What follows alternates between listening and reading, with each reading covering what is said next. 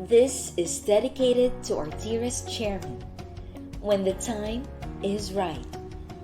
There were several attempts to launch this book, finished in May by hook or by crook, putting everything together, yet it doesn't shine. We failed and decided it wasn't time. Days, weeks, and months passed by quickly, yet it seems our progress went slowly. Problems arose and all are a burden. It wasn't time, we failed again. But the universe had a different plan. A new administration began. We are in awe and in a trance. This book was given another chance. It will happen when the time is right. We present this book with much delight. Here is Isa's dedication. Cheers to our internationalization champion. Fly high with ambition. Dive deep with your decisions. Pedal safely to your destination. The wheels are yours. The cheers are ours. Blessings from the divine. May your future always shine. To Chair Popoy, congratulations and cheers. Our Philippine Higher Education Internationalization Champion.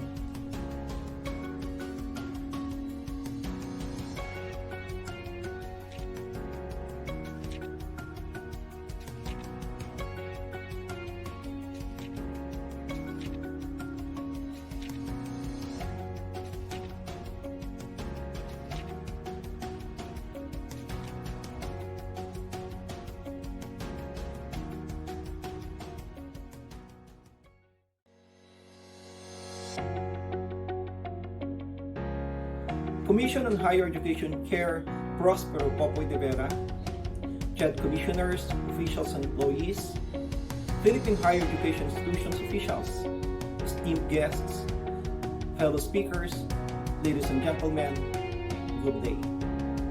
I am honored and privileged to have the opportunity to express my support for CHED and PHEI's thrust for internationalization under the leadership of Chair Popoy. Allow me first to express my warmest congratulations on the reappointment of Chair Popoy. It is a testament to your excellent leadership in pursuing the mandates of CHED and in steering PHEIs towards internationalization. Your reappointment is well-deserved, and your strategies in raising the quality of Philippine HEIs resonate well with the vision of President Bongbong Marcos. Your reappointment will certainly allow you to continue your reforms towards improved academic and educational quality that is responsive to the needs and challenges of our country. Through your leadership and with the hard work of the CHED International Affairs staff, CHED has sent university officials and administrators from public and private universities to immerse in educational institutions overseas to observe, link up, and develop collaborations. CHED has also facilitated the exchange programs to speed up partnerships with other countries. CHED, in partnership with the British Council, presented the first regional higher education policy forum on university links for industry engagements, where university officials and lawmakers from different countries gathered to talk about knowledge exchange models and the importance of government, industry, university connections for economic growth. Thus, I also congratulate the International Affairs staff of CHED, led by Director Attorney Lily Freda Milla, for their dedication in making all of this possible. These are just some of the programs that will be highlighted in the coffee table book on the internationalization of Philippine higher education, which will be launched here today. The unveiling the coffee table book is a celebration of CHED's success on the internationalization of education.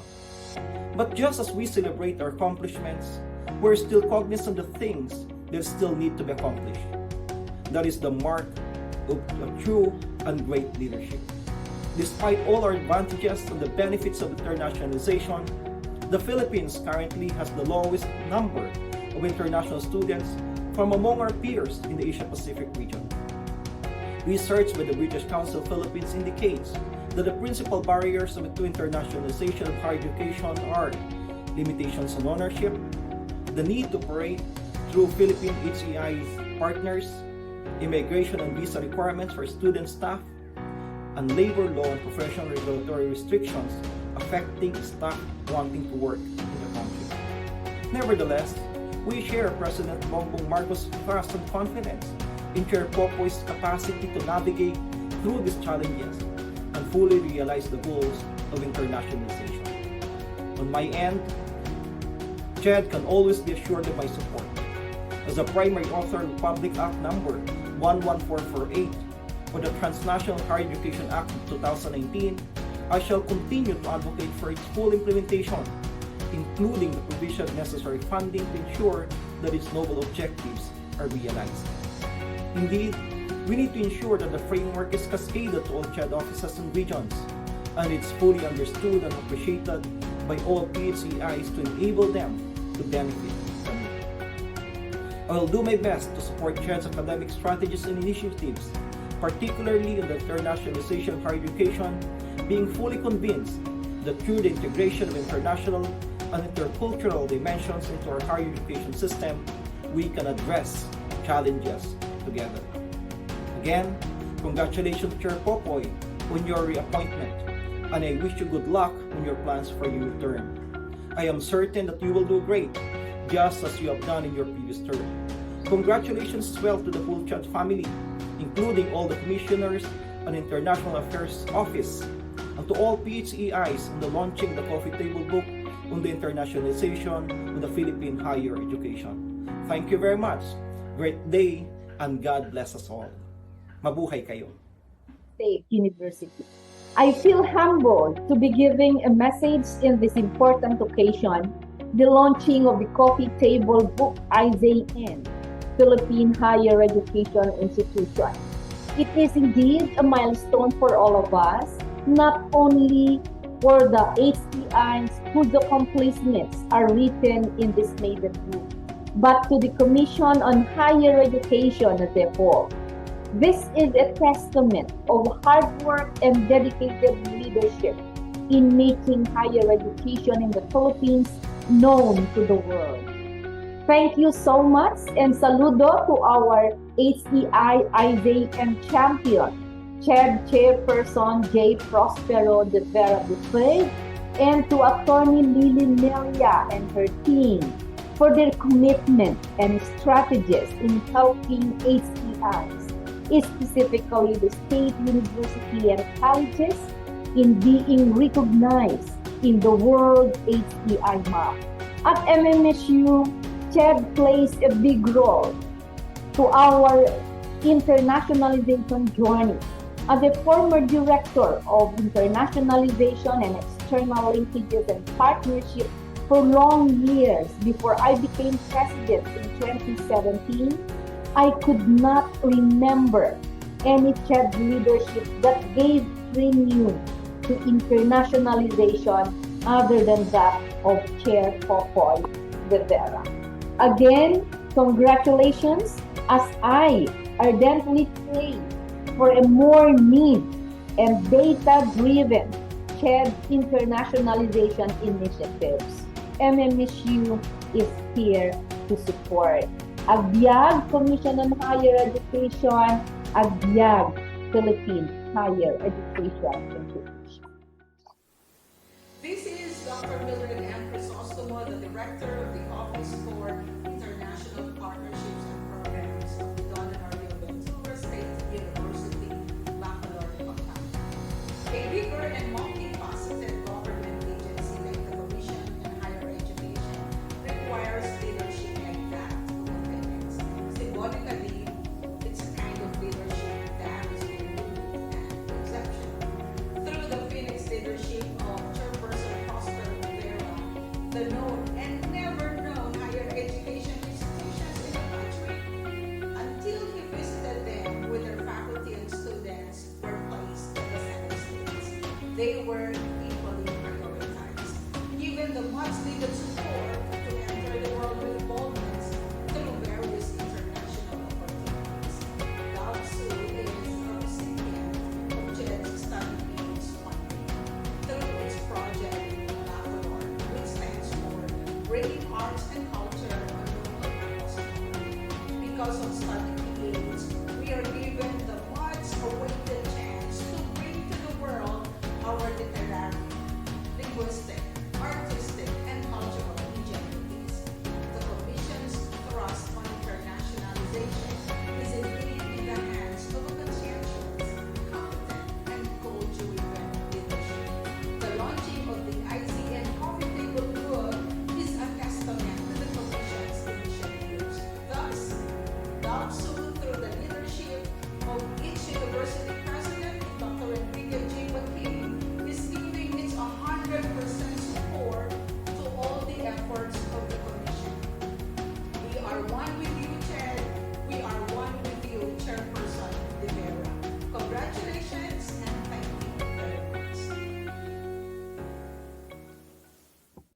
who would have thought that a state university in a small city in Panay Island be among those given the privilege to be part of the Commission on Higher Education's mission in expanding horizons for the Philippine higher education.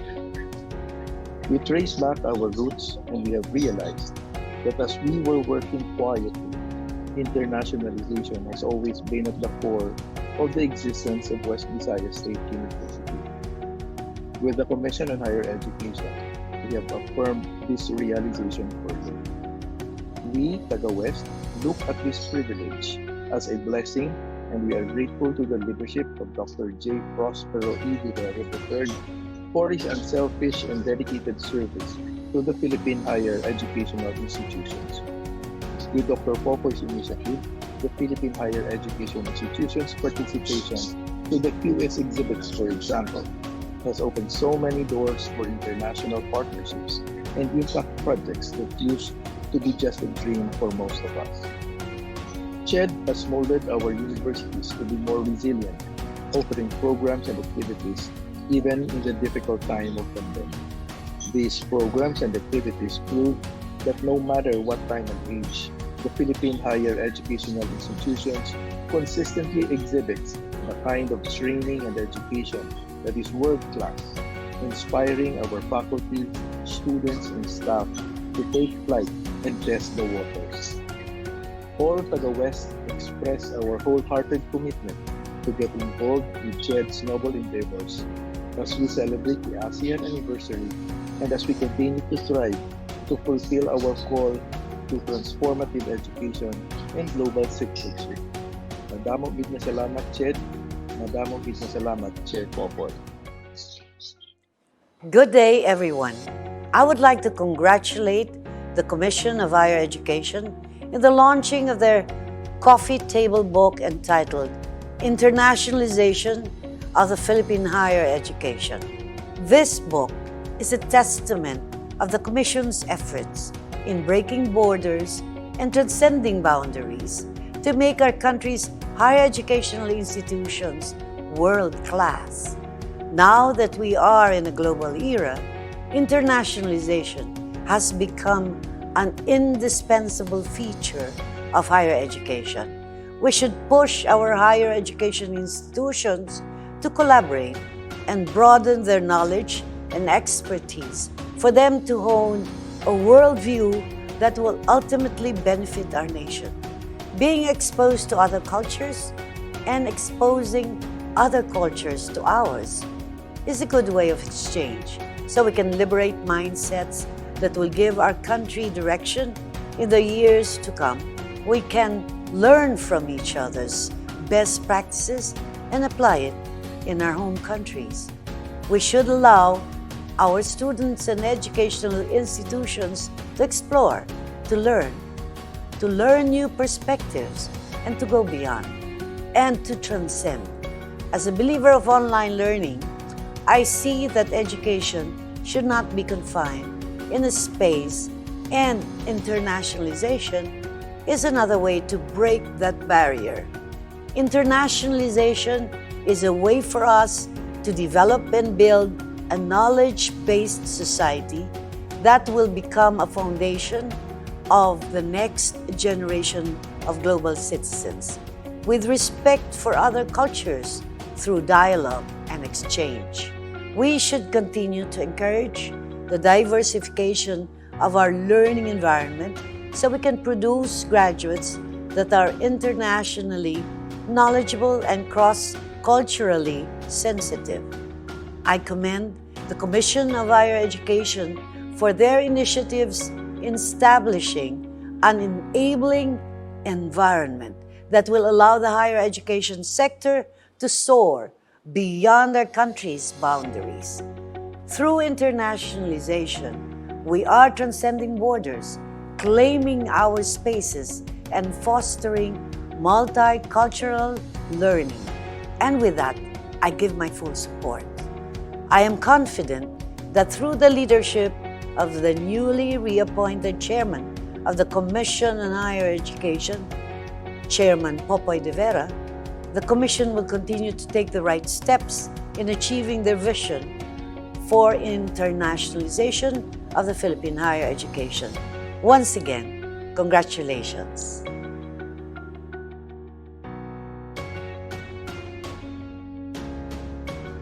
Greetings of peace and solidarity to everyone present in this momentous occasion, the launching of the Coffee Table Book, highlighting the internationalization of the Philippine higher education. My warmest greetings to the ever-dynamic, proactive, and the visionary CHED Chairperson, Dr. J. Prospero De Vera III, to the equally dynamic and supportive CHED Commissioners, Dr. Aldrin A. Darila, SLSU's Governing Board Chairperson, Dr. Joe Mark M. Libre, Dr. Marita Canape, and Dr. Ronald Adamat, Attorney Lily Frieda Emilia, CHED-IA's Director, Attorney Cinderilla Filipina Benetes Haro, CHED's Executive Director 4, to all my fellow SUC presidents and their representatives, private HEI presidents and their representatives, guests, ladies and gentlemen, a pleasant afternoon to all. It is but appropriate to laud the Commission on Higher Education's all-time support to ASEAN in the latter's aim to sustain unification among members, striving to build a cohesive, inclusive, and cooperative community, reinforcing and reinvigorating initiatives to address challenges brought about by pandemic, disasters, tensions, ordeals, and crises. Just like ASEAN on its 55th founding anniversary, the Commission on Higher Education recognizes the strength of cooperation rather than competition as it propels Philippine higher education institutions to continue bringing international quality standards and expertise to promote the development and establishment of a more skillful workforce who are able to discover and adopt innovative practices that would address the challenges that all education sectors are facing locally, regionally, and globally. CHED's strong support to the purpose and aim of ASEAN fosters vibrant exchange of ideas, efforts, strategies, resources, and mitigations to address challenges and risks with a bond that encompasses not only academic but also cultural, social, political, and economic. Thus, HEIs and ASEAN is envisioned to thrive to be locally, regionally, and globally competitive, responsive, and relevant when together and united. On this note, allow me to convey my heartfelt gratitude to CHED under the leadership of the good chairperson, Sir Popoy, for his untiring and steadfast support given to Southern Leyte State University in its internationalization initiatives. Truly, CHED has significantly helped and carried SLSU to its greatness. Moving forward and beyond, the entire academic community of Southern Leyte State University, together with its governing board headed by Commissioner Aldrin A. Darila, strongly supports CHED's internationalization thrust under the outstanding stewardship of our beloved chairperson, Popoy De Vera. Mabuhay ang CHED! May God continually bless the internationalization efforts of the country's public and private higher education institutions.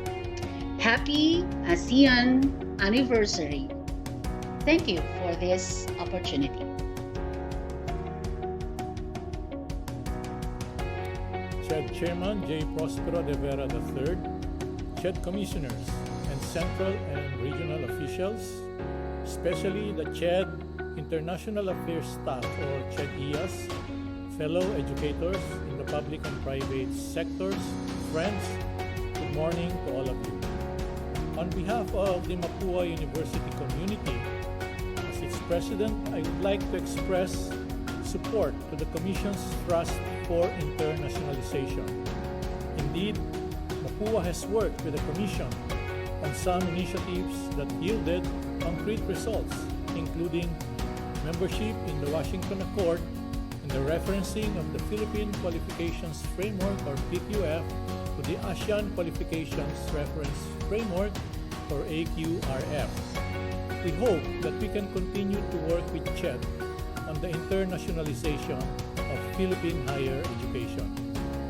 In Mapua's experience, internationalization has had a broad effect on a number of fronts, including, number one, the institutionalization of a quality assurance system through the adoption of and adherence to global outcomes-based educational standards. Number two, the building up of research capability through bilateral and multilateral collaborative projects. Number three, the enhancement of student and faculty experience through academic exchange programs. And number four, the improvement of curricular content and modes of delivery through partnerships and alliances. On the personal side, with your indulgence, please allow me to say that I have been personally involved with the ASEAN or that the ASEAN has affected my career in a number of ways. For one thing, I am an ASEAN engineer. Also, I was once the president of the Association of Engineering Education for Southeast Asia and the Pacific, or the ASEAN. I am a founding fellow and executive council member of the ASEAN Academy of Engineering and Technology, or the AAET. I am an honorary fellow of the ASEAN Federation of Engineering Organizations, or AFEO, and currently I am the lead in the ASEAN Qualifications Reference Framework, AQRF, Committee in the Philippines. Thus, the ASEAN to me is not something in the abstract. Needless to say, I believe in the idea of the ASEAN community, the fostering of its ideals, and the implementation of its programs, especially in the sphere of education. Congratulations, ASEAN, on your 55th anniversary. Thank you very much.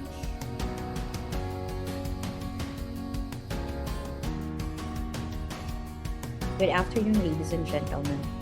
TAU's transformation is both humbling and phenomenal.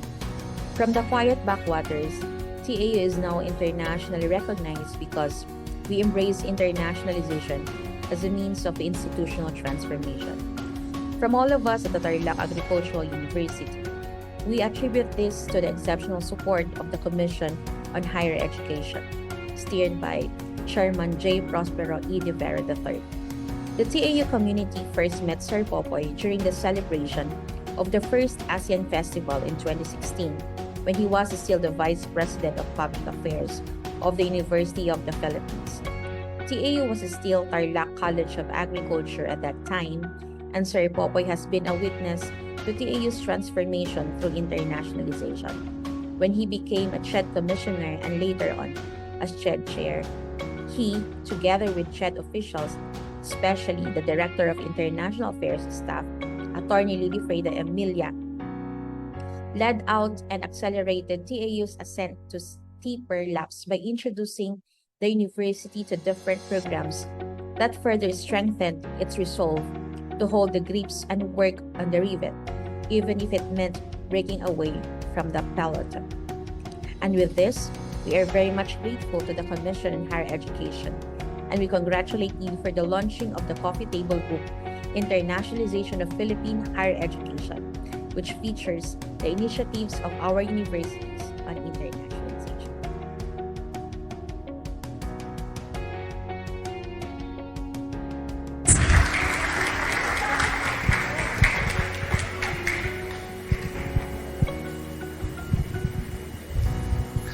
Hindi ko alam kung pinagmerienda na kayo ni Atty. Lily.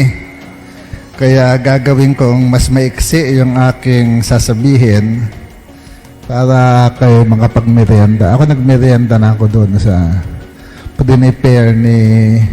Sino nga ba nag-prepare niyan?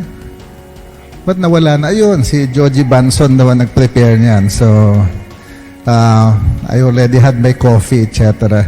I came straight here from General Santos, where I met with the governor of South Cotabato and officials from MSU Jensen and UP School of Health Sciences to talk about the medical program in the province. No? Si Governor Tamayo is a good friend of mine, so we're trying to iron out the kinks in the expansion of the medical program in the region. And nung in-interview ako ng aking partner, si Jing Castañeda kanina, medyo paus yung boses ko kanina kasi kumanta kami kagabi, banda yung background, kaya medyo masakit yung throat ko. Tama din, konti lang yung sasabihin ko. Let me just congratulate the International Affairs staff for this very important initiative. Muntik nang hindi makaabot kasi ang instruction ko noon, lahat ng activities must happen by July 21, 2022 because that was the end of my term.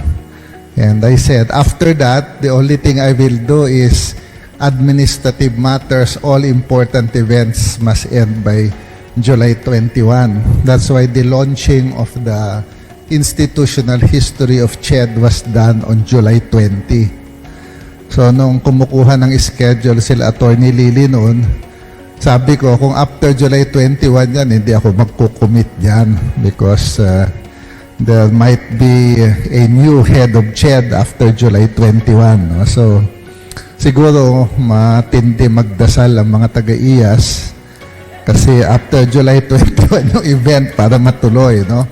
But let me just say that activities on internationalization is especially close to my heart because it is one of the things that I really wanted to push for when I joined CHED. The reason is very simple. I am a product of international education.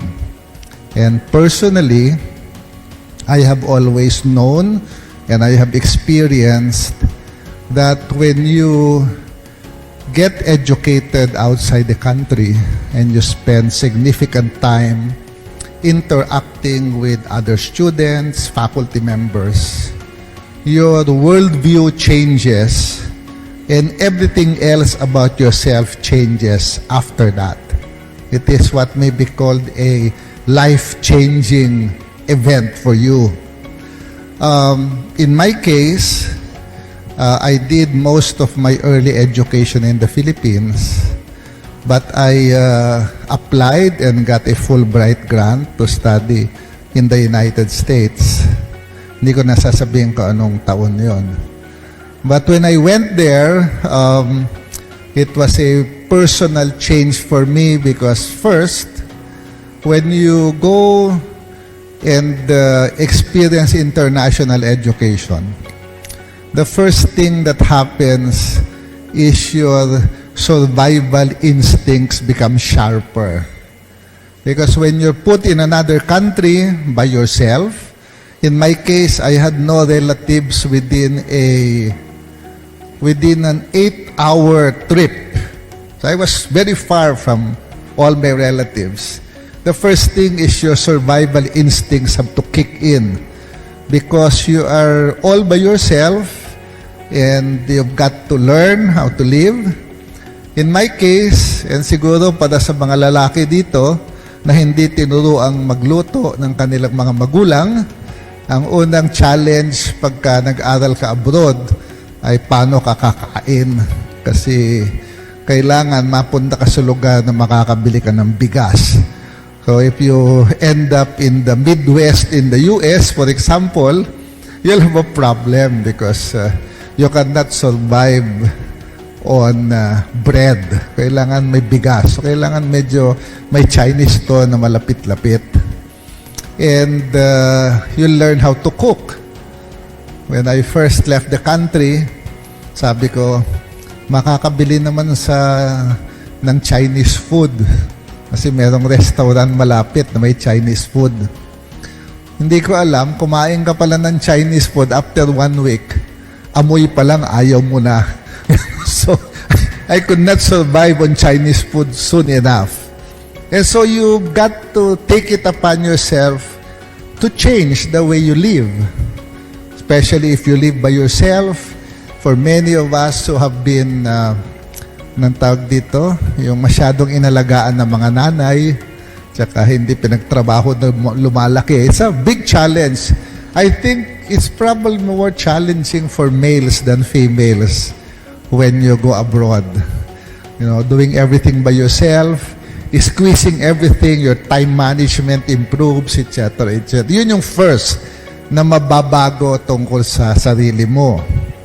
Yung susunod na mababago is you'll be able to test yourself versus other students from other countries. And for us Filipinos who did not go on international education, siyempre sa una medyo kinakabahan ka. Kasi baka yung English mo, hindi kasing galing no English nila. Baka yung study habits mo, baka mas masipag sila mag-aral.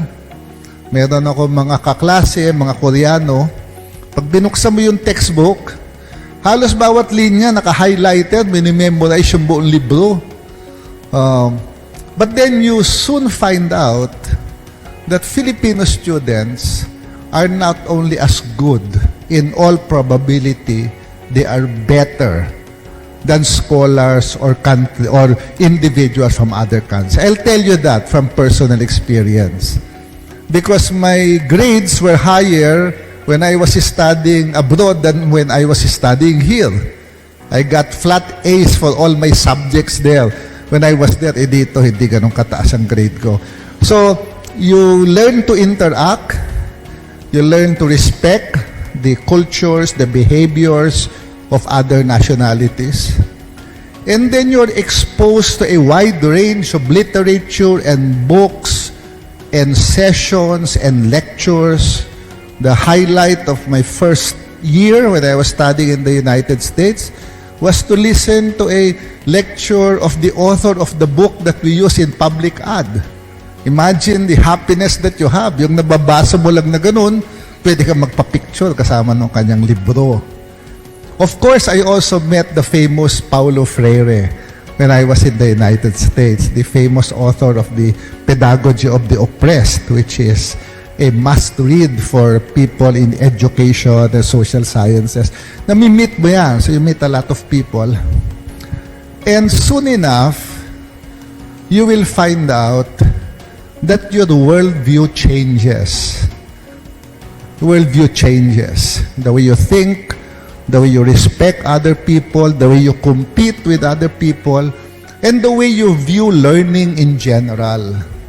And so, as a product of international education, I always felt that when I came back to the Philippines, I was a changed person already by that time.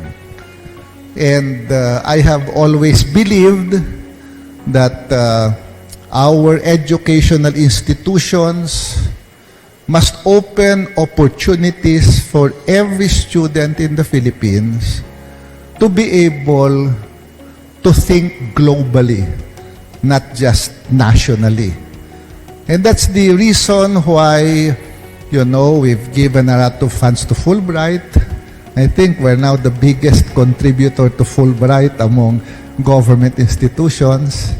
Kasi na nag-Fulbright ako, sa baba ng stipend, talaga namang napakahirap mabuhay sa stipend ng Fulbright. Kasi kukonti yung pera ng Fulbright in the Philippines, no?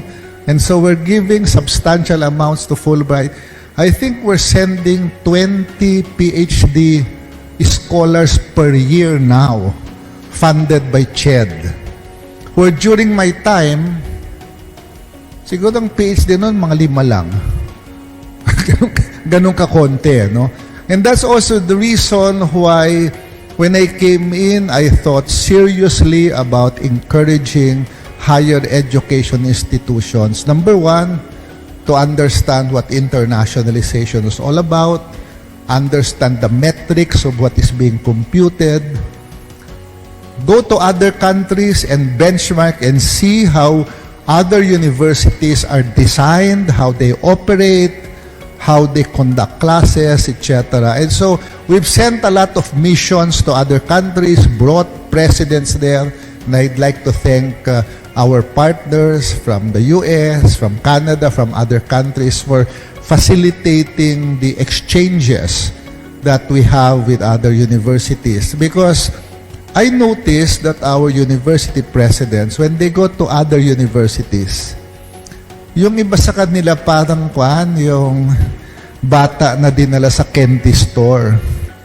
Talagang pagtubig, you know. Or yung first time na dinala mo yung anak mo sa Shoe Mart. Because there's so much to see, and there's so much to digest, and so much to observe. And after the visits to the different universities of the President, pag nagkwento-kwentuhan sila, ang daming bagong ideas na naiisip nila. Pwede ko din gawin dito sa university ko. Pwede ko din gawin, you know. Because we want to create a core of committed education leaders, presidents of universities who will be committed to change the way they do things in their university. And that's why we have all of this, no? And in all of that, we have expanded, we have done a lot of activities, and this book is just a small part of the internationalization program. It is not everything about internationalization. But the good thing is, we're starting to document it. That's the most important part. To bring the stories together so that the others can also know the stories. Parang yan din yung institutional history ng CHED. Hindi pa naisulat yung kasaysayan ng CHED eh. So yung unang libro is only the first of several publications that logically will be developed because we have to keep on telling more stories. So that's really what we are launching. What we are doing today is just to initiate storytelling. We're just telling the original stories. There are more stories to tell. And there are more things to talk about. But once we've documented it, una-una, siyempre maganda kasi magandang istorya. Lalo na kung yung istorya tungkol sa university mo, siyempre masaya ka. But I hope this will only be the first of several publications that will come out. Siguro maganda ito, i-convert din para pwedeng makita to social media, makita sa internet.